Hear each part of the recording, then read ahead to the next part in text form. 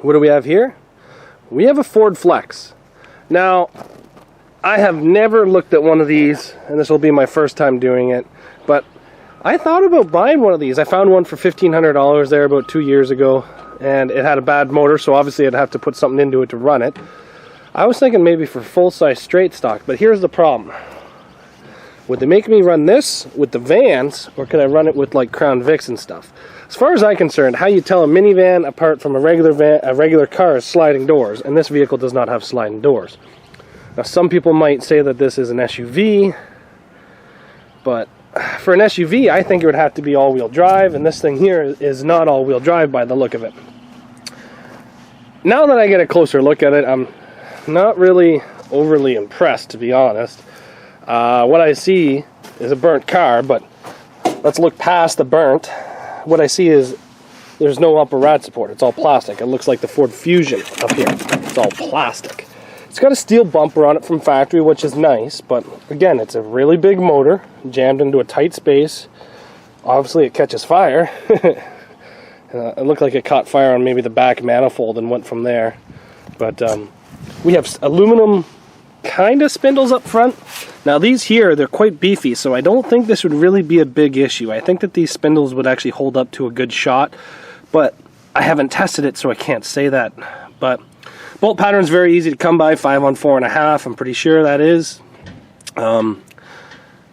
Subframe, when it comes to the back though, this looks like the item that's going to drag you down. You got aluminum spindles here with cast A-arms.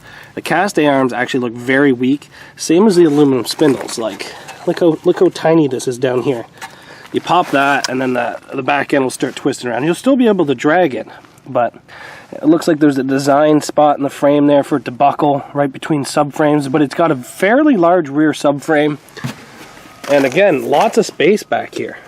Got a full hatch. I'd like to try one of these, but I think I'm going to run into a lot of the same problems I'm running into with the Fusion. The main thing would be to see if they make me run it full size or minivans.